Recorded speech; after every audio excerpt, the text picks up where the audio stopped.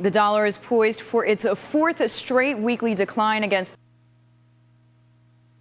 So if the dollar does continue, currency strategist, how should investors manage their equity portfolios? Derek Iswell is a senior portfolio manager with AIM Investments, and he is joining us from San Francisco. Welcome to In Focus, Derek. Thanks so much for joining us. Good morning, Deirdre. We had a currency strategist on earlier. You and I were talking to the break. He says that he sees the dollar easily falling to 130 euro, 110 yen, which is actually where we are today. Do you think if this happens, that this is something equity investors should be monitoring? Well, it's difficult to really position yourself, particularly in the short term, against currency swings. There are certain ways you can position your portfolio to make sure that you're covered against it, that you're sort of hedged against a weakness in the dollar. One of those ways would be large cap stocks versus small caps.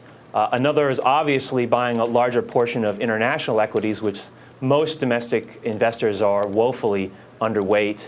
A third way, from a sector perspective, is to focus on sectors that have a large portion of their revenues coming from overseas clients. Notably, technology would fit into that category. That may help that sector weaker. Are there any particular companies, not necessarily ones that you own, but ones that you think are good examples of this, either in the tech arena or, as you just mentioned, sort of generically, the large cap multinationals? Sure. One company we might take a look at would be, for an example, would be Qualcomm. So Qualcomm is a provider. They manufacture chipsets for cellular telephones. And a significant portion of their business, and particularly their growth, comes from Asia, where a lot of their types of chipsets are being used. So if the dollar continues to weaken, those chipsets become more affordable to those clients, and so those products may grow in revenue.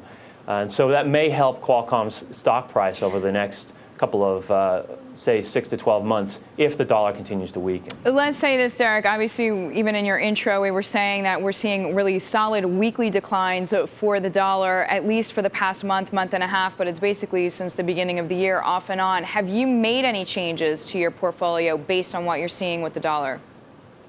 No, we haven't. With the AIM Global Equity Fund, we aim to provide a very broadly diversified portfolio for our investors, focusing more on stocks based on the individual merits of the companies instead of what's going on economically. However, we do try and position the portfolio to hedge against these risks, such as a dollar decline. But we had been doing that throughout the year already, and so there's no we don't need to make any changes at this point. So even if the dollar does go, for example, as we were talking about those levels, 130 euro, 110 yen, or stays at this level with the yen, you won't make any changes?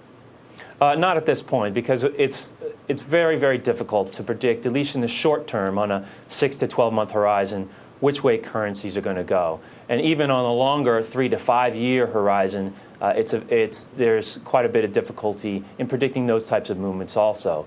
And so we don't need to make any very short-term changes in our risk position with regards to the dollar. Okay, Derek, thank you so much for your time. Thank you very much, Deirdre. Our thanks to Derek Iswell. He is Senior Portfolio Manager at AIM.